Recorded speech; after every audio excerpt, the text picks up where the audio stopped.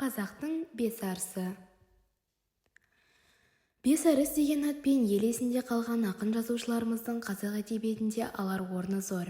Бірі тұңғыш қазақ әліпбиін жасаса, енді бірі тұңғыш қазақ романын жазып шықты. Одан да басқа артына мол мұра қалдырып кеткен арыстарымыздың елеулі еңбектері ұлан-ғайыр десем, қате болмасы анық. Олар Ахмет Байтұрсынұлы, Шәкәрім Құдайбердіұлы, Мағжан Жұмабаев, Жүсіпбек Аймауытов пен Міржақып Дулатовтар. Ахмет Байтұрсынұлы 1873-1938 жылдар аралығында өмір сүрген ақын, әдебиет зерттеуші, ғалым, түркітанушы, публицист, педагог, аудармашы, қоғам қайраткері.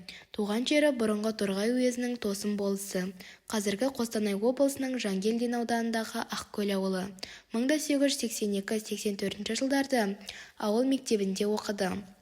1890 жылы Торғайдағы 2 кластық орыс-қазақ училищесін, 1895 жылы Орынбордағы мұғалімдер мектебін бітірген. 1895-1909 жылдарда Ақтөбе, Қостанай, Қарқаралы уездеріндегі мектептер мен орыс-қазақ училищелерінде мұғалімдік қызмет атқарады. 1909 жылы патша үкіметінің саясатына наразылық білдіргені үшін Семей түрмесіне жабылып, 1910 жылы жер аударылады. 1913 жылы Орынборда қазақ газетін ұйымдастырып, 1917 жылдың аяғына дейін оның редакторы болды. Патша үкіметі құлатылғаннан кейін ұлт-азаттық қозғалыс күшейеді. 1918-19 жылдарда Алашорда қатарында болады. 1919 жылы маусымның 24 қазақ өлкесін басқаратын әскери революциялық комитеттің мүшелігіне тағайындалады. 1922-25 жылдарда Қазақстан халық ағарту комиссариаты жанындағы ғылыми-әдеби комиссияның төрағасы, халық ағарту комиссары, бүкілресейлік ОАК-ның, Қазақстан Республикасының ОАК-ның мүшесі, Түркістан компартиясы орталық комитетінің органы, Ақжол газетінде қызметкер. 1925-29 жылдарда Қазақ халық ағарту институтында және Қаспийде оқытушы болды. 1929 жылдың маусымында қамауға алынып, өзі Архангельск облысында жер аударылған, ал жұбайы мен қызы Томскіге жіберілген. 1934 жылы Қызыл Крест комиссиясында қызмет еткен Пешкованың, Максим Горкийдің зайыбы қолдаухатымен Ахмет Байтұрсынұлы босатылған. Сол кезде ол жанұясымен бірге Алматыға қайта оралған. 1937 жылы қазан айында Ахмет Байтұрсынұлы тағы да қамауға алынған. 2 айдан соң желтоқсанның 8 күні халық жауы есебінде атылған.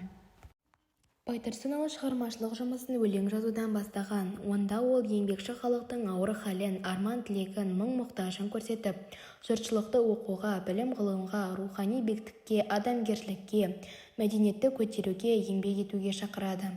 Патшалық Ресейдің қанаушылық, отаршылық саясатын, шенді-шекпендінің алдында құлдық ұрған шенеуніктердің опасыздығын сынады. Шығармашылығы. Байтұрсынұлы шығармашылық жұмысын өлең жазудан бастаған. Онда ол еңбекші халықтың ауыр халін, арман-тілегін, мұң-мұқтажын көрсетіп, жұртшылықты оқуға, білім-ғылымға, рухани биіктікке, адамгершілікке, мәдениетті көтеруге, еңбек етуге шақырады. Патшалық Ресейдің қанаушылық, отаршылдық саясатын, шенді-шекпендінің алдында құлдық ұрған шенеуніктердің опасыздығын сынады. Ақынның алғашқы өлеңдері 40 мысал атты аударма жинағында 1909 жылы Санкт-Петербургте жарық көрді. Бұл кітап арқылы қалың ұйқыда жатқан қараңғы елге жар салып, олардың ой саясын оятуға бас жігер қайратын білімін жұмсайды. Ақын әрбір аудармасының соңына өзінің негізгі ойын, айтайын деген түйінді мәселесін, халқымыздың сол кездегі тұрмыс тіршілігіне, мінезіне, психологиясына сәйкес қосып отырған. Байтұрсынұлының екінші кітабы «Маса». Бұл кітапқа енген өлеңдерінде ақын қараңғылық, надандық, шаруаға енжарлық, кәсіпке марғаулық сияқты кемшіліктерді сынады. Көптеген өлеңдері сол кездегі ағартушылық бағытпен үндес болды. Ол Шоқай, Абай, Ыбырай қалыптастырған дәстүрлерді, гуманистік демократиялық бағыттағы өрісті ойларды өзінше жалғастырушы ретінде көрінді. Қоршаған ортаға ойлана, сын көзімен қарайды. Қоғам қалпына көңілі толмайды. Қазақ салты, қазақ қалпы, досыма хат, жиған терген, тілек батам, жауға түскен жан сөзі, бақыт, тағы да басқа өлеңдерінің мазмұны осыны танытады. Кітаптың ішкі сазы мен ой-өрнек сөз орамы қазақ поэзиясына тән өзіндік жаңалық, ерекше өзгеріс әкелді.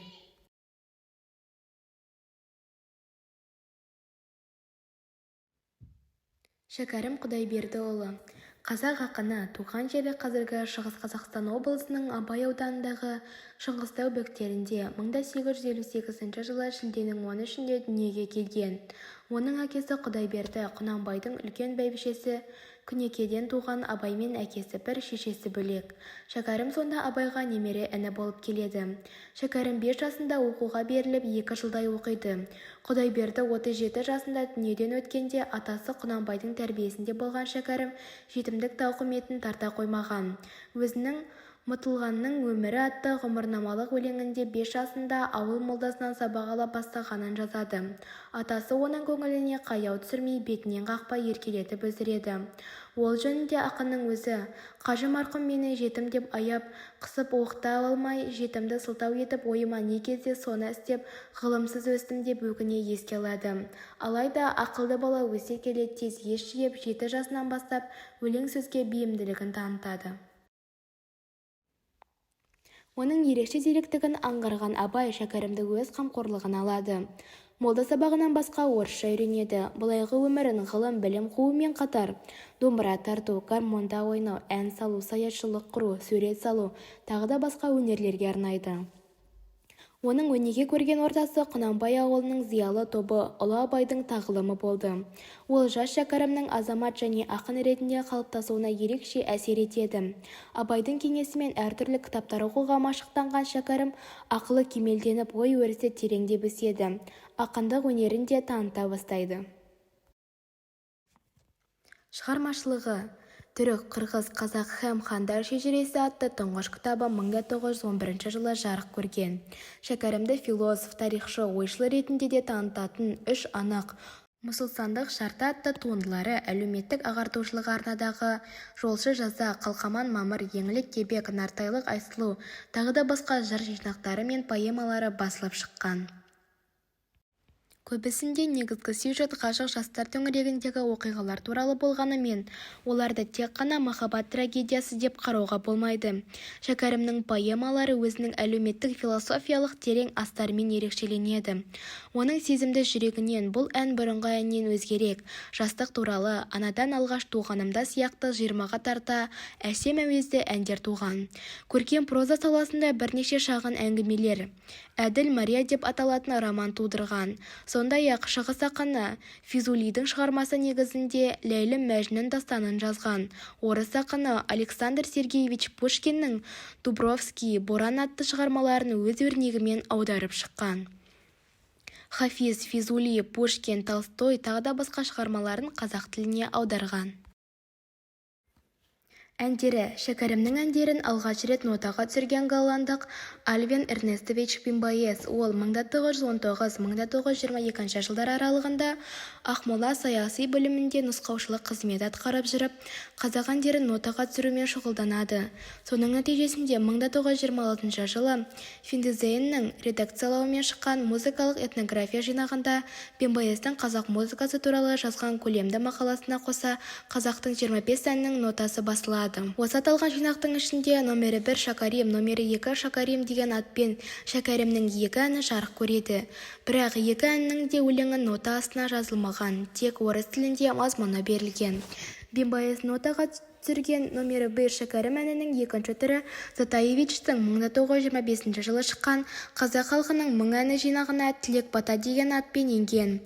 Ал Шәкәрімнің бұл бұрынғы әннен өзгерек деген әні Затаевичтің 1931 жылы жарық көрген қазақ халқының 500 әні мен күйі деген жинағында Шәкәрім Құдайбердин әні деген атпен жарияланған.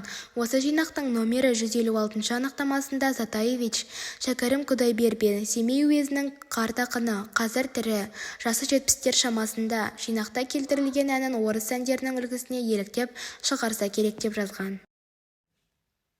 Шәкәрім әндері қазақ композиторларының шығармаларына да арқау болды.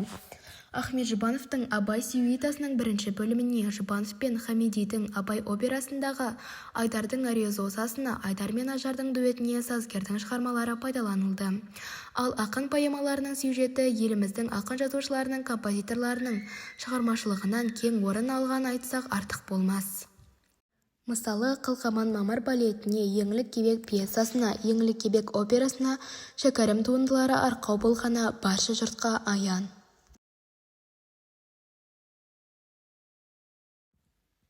Мағжан Жұмабаев Бекенұлы. Мағжан 1893 жылы 25 маусымда қазіргі оңтүстік Қазақстан облысы Булаев ауданы Сасықкөл басында дүниеге келіп, 1938 жылы наурыздың 19-ында дүниеден озады. Ақын аудармашы, сол кездегі дәстүр бойынша әуелі ауыл молдасынан сабақ алады. Бұдан соң дәулетті әкесі Бекен Мағжанды Қызылжардағы Бегішев медресесіне оқуға береді. Мұсылмандық орташа дәрежелі білім беретін бұл медресе 5 жылдай оқып бітірген соң 1910-1913 жылдары Уфа қаласындағы Ғалия медресесінде оқиды.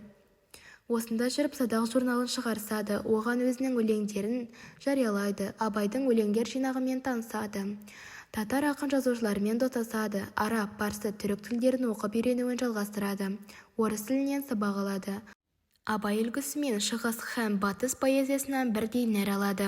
1913-17 жылдары Омбыдағы мұғалімдер даярлайтын семинарда оқып, оны медальмен үздік бітіреді. Омбыда оқып жүрген кезінде сондағы жастармен тізе қосып, бірлік әдеби үйірмесін құрысып, оның Балапан атты қолжазба әдеби журналын редакциялайды. 1917-23 жылдары Бостандық туы Ақжол газеттерінде және Шолпан журналында істеп жүріп, халық ағарту жұмысына белсене араласады. 1923-26 жылдары Москвада көркем әдебиет институтында оқиды. 1927-29 жылдары Бурабай, одан соң Петропавлда мұғалімдік оқытушылық қызметтер атқарады. Ақындық өнермен Қызылжар медресесінде оқып жүргенде айналыса бастайды. 1912 жылы Қазан шаһарында Жұмабаевтың Шолпан атты өлеңдер жинағы жарық көреді. Мағжан Жұмабаев поэзия әлеміндегі жарық жұлдыз, қайталанбас құбылыс. Оның қуатты, бойға жігер, жүрекке от беретін рухты үні, іздерістері мен жаңашылдығы қазақ әдебиетін 20 ғасырдың басында Еуропа, орыс әдебиетінің биік деңгейіне көтерді. Өлеңді музыкаға айналдырған, дыбыстан сурет тұрғызған, сөзге жан бітірген, жаңа өлшеулер шығарған Мағжанның осындай қасиеттерін, ішкі шығармашылық құдіретін жұрттан бұрын байқаған, әрі аса жоғары бағалаған Мұхтар Әуезов Мағжан мәдениеті зор ақын, сыртқы кестенің келісімі мен күйшілдігіне қарағанда бұл бір заманның тегінен асқандай, сезімі жетілмеген қазақ қауымынан ертерек шыққандай. Сондықтан бүгінгі күннің бар жазушысының ішінен келешекке бой ұрып, артқы күнге анық қалуға жарайтын сөз Мағжанның сөзі. Одан басқамыздың бәріміздікі күмәнді, өте сенімсіз деп білемін, деп жазды. Қазақ өлеңінің дүлдүлі, лирик, эпик ақынның еңбектері. Шолпан өлеңдер кітабы, Қазан, 1915 жыл. Өлеңдер жинағы кітабы, Ташкент, 1923 жыл. Педагогика, 1923 жыл. Батыр-баян поэмасы, Шолпан журналы, Қазан, 1922 жыл. Қойлыбайдың қобызы поэмасы, Еңбекші қазақ газеті, 1927 жыл. Қорқыт поэмасы.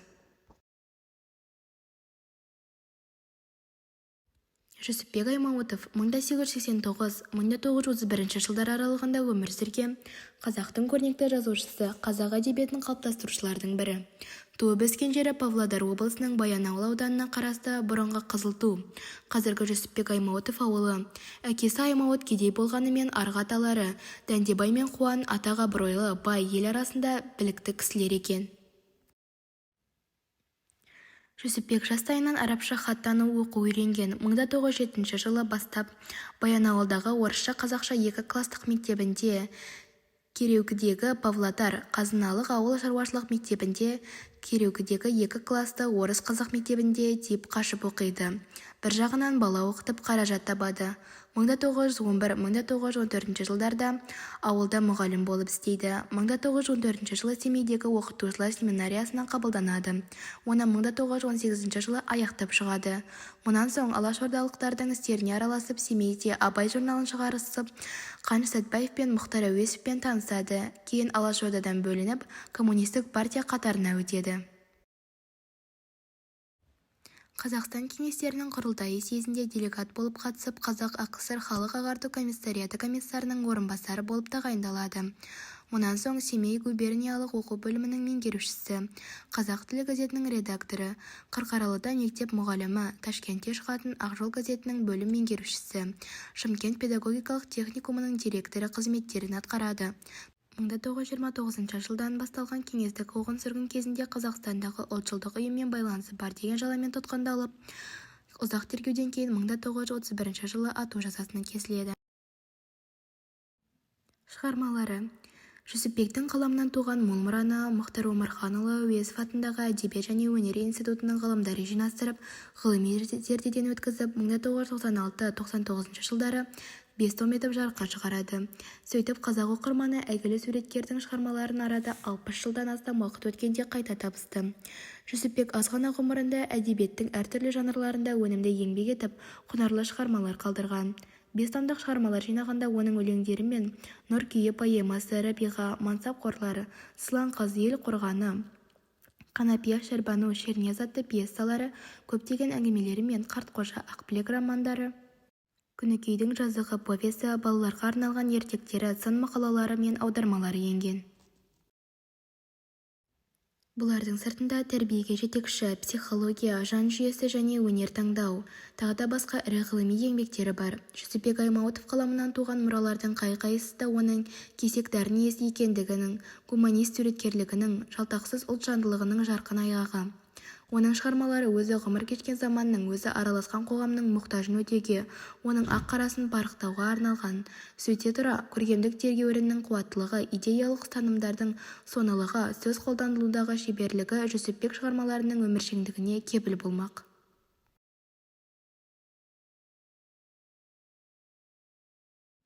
Міржақып Дулатұлы 1885-1935 жылдар аралығында өмір сүрген қазақтың аса көрнекті ағартушысы, қоғам қайраткері, ақын жазушы, жалынды көсемсөз шебері. Туған жері Сарқопа уезінің, қазіргі Торғай облысының 3-ші ауылы. Әкесі Дулат аймағына аты шыққан шебер кісі болған, ер-тұрман жасап, етік мәсі тіккен. Шешесі Дәмеш ойын-тойдың базары, әнші кісі болған. Міржақып анасынан 2 жасында, әкесінен 12 жасында айырылып, ағасы Асқардың қолында тәрбиеленеді. Асқар әкесі Дулаттың Міржақыптың оқып білімді азамат болып өсуін армандаған тілегіне сай, інісінің оқуын әрі жалғап білім алуына ерекше көңіл бөледі. Ауылда туып, ауылда өскен, ауылда оқып, ауылда қызмет етіп, ауыл мұғалімі атанған зерделі жас ауыл тұрғындарының ауыл тұрмысын, теңдігі жоқ аянышты халін көріп, түңіле түршігіп, тебірене толқиды. Езілген еліне ес болуға, шоғын жоқтап, мұңын мұңдауға серт байлайды. Халық ісіне бар болмысымен бүтіндей беріліп, қалғанша жарды жанға мен сенікі, пайдалан шаруаңа жараса алаш деп, бар даусымен жар салады. Өз бетінше талпынып, білім жинап, орыс тілін жетік меңгерген Міржақып орыстың озық ойлы азаматтарының еңбектерімен танысу арқасында заманына тозаңын суырып, дүниені дүр сілкіндірер дауылды күндердің тақап келе жатқан өзгелерден бұрын сезеді. Кең даласында алаңсыз өмір сүріп, мал бағып жатқан бейқам халқын, көзіңді аш оян қазақ, көтер басты, өткізбей қараңғыда бекер жасты деп, жырымен жұлқылап оятып, оларды білімге, ел үшін пайдалы іс-әрекетке шақырады. Бүкіл халықтың еркіндікке жетуінің басы шарты түнек болып торланған қараңғылық ұйқысынан ояну, дүр сілкініп надандықтан арылу деп білген ол, оян қазақ деп ұрандаудан танған жоқ. Сондықтан да оның үні қалың ұйқыдағы қазағын құлағының түбінен маса болып маза бермей ызыңдап оятуды мұрат тұтқан өзінен 12 жас үлкен рухани ағасы Ахмет Байтұрсыновтың үнімен қатар естіліп, қазақ даласын қатар шарлады. Сол егіз үн тарих мінбесінен қатар көрінген екі алыптың қашан соңғы демдері таусылғанша, тағдыр талқысымен екеуі екі жақтап жүрсе де қуғынға түсіп, қамауға алынса да үзілмей қатар естіліп тұрды. Ол екеуі екі атадан туса да бір туған бауыр еді. Екі баспен ойласа да қорытар ойы бір еді. Екі ауызбен сөйлесе де шығар сөзі бір еді. Өйткені оларды туыстырған халқының мүддесі, ойландырған халқының қамы, сөйлеткен халқының мұң-зары болатын. Сондықтан да халқы оларды жанашыр жақыным деп білді. Олардың жұбын жазбай, ахаң-жахаң деп бірге атады. Пенделік бар қазақтан бас тартып, халқының бақыты үшін күрескен есіл ерлерді өз халқының жауы аттандырып, кешегі күні Қызылдың қызыл көз жендеттері екеуін еріксіз айырып екі жерде атып өлтіріп, атын өшіреміз дегенде де халқы олардың асыл есімдерін есінен шығарған жоқ, аялап жүрегінде сақтады, ардақ тұтты. Ерте оянып, ерте сейген өр мінезді Міржақып қашанда күрес шебінің алдында болды. Жалынды сөзімен де, тындырымды ісімен де, жеке басының жүріс-тұрысымен де ол өзіне кейінгі жастарға әсер етіп, оларды халық ісіне алаңсыз берілуге үндеді. Оның публицистикалық толғауларынан шағын өлеңдеріне дейін, Бақытсыз Жамал романынан газет-журналдағы шағын мақаласына дейін халық мүддесіне арналды. Сонымен бірге ол Ахмет ағасы секілді жастарды тәрбиелеу жөнінде көп ойланып, көп еңбектенді. Халықтың пайдалы әдет-ғұрпын сақтауға, елін жерін сүйетін тәрбие беруге күш салды. Жазушылық қоғамдық қызметке педагогтық міндетті қосарлап көтеруі де Міржақыптың халқын беріле сүйетіндігінің айғағы еді. Ел бейнетіне өгіз болып жегіліп, ертеңі үшін жанын қиған шақаң, ем таба алмай дертіңе, мен ертеден сол бір қайғың өзегімді өртеген. Тырп етпейсің бас көтеріп көрпеден, еңсең неге түсті мұнша елім айдап дүниеден, арманда кетті.